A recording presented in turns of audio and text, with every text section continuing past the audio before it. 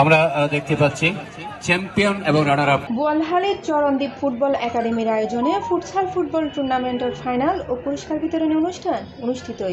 খেলোয়াড় এবং কর্মকর্তাবৃন্দ অত্যন্ত চমৎকার।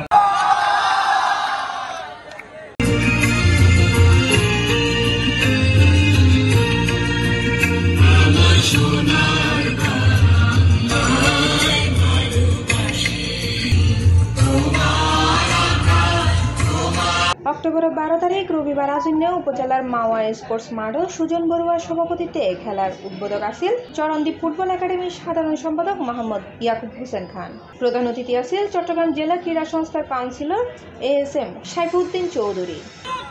চরণদ্বীপ ফুটবল একাডেমি কর্তৃক আয়োজিত ফুটসাল ফুটবল টুর্নামেন্ট সিজন 1 এর ফাইনাল খেলায় সম্মানিত জাতীয় সঙ্গীত যখনই যেখানে শুনবেন, যে জায়গায় শুনবেন, অন্তত আপনি আপনার মাতৃভূমির প্রতি সম্মান জানিয়ে সাথে সাথে দাঁড়িয়ে যাবেন, না হয় দাঁড়িয়ে যান।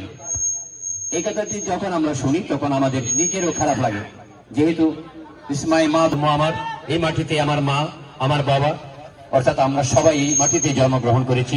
স্বাধীন সার্বভৌমত্ব একটি রাষ্ট্র আমাদের এই বাংলাদেশ। আমার কথাটি একটু মনোযোগ সহকারে শুনবেন। জাতীয় সঙ্গীত, আমি প্রসঙ্গ জাতীয় সঙ্গীত সম্পর্কে একটি কথা বলতে চাই। জাতীয় সঙ্গীত যখনই যেখানে শুনবেন, যে জায়গায় শুনবেন, অন্তত আপনি আপনার মাতৃভূমির প্রতি সম্মান জানিয়ে সাথে সাথে দাঁড়িয়ে। চরণদ্বীপ ফুটবল একাদশের অধিনায়ক আসাদুল্লাহ সাজ্জাদের সঞ্চালনায় বিশেষ অতিথি আছেন আব্দুল হাশেম মতি। আমাদের নিজেরও খারাপ লাগে, যেহেতু ইসমাই মাদারল্যান্ড, এটা আমার মাতৃভূমি। আমি এই মাটিতে জন্ম, আমার এই মাটিতে আমার মা, আমার বাবা, অর্থাৎ আমরা সবাই এই মাটিতে জন্ম। ফাইনাল খেলা শাহ আমানত FC ফোয়ারে কালাইহাট 7 স্টার প্রতিদ্বন্দ্বিতা করি 6-0 গোলে শাহ আমানত FC বিজয়ী হয়। পরে অতিথিবৃন্দ বিজয়ী হলার মধ্যে পুরস্কার তুলি দেয়।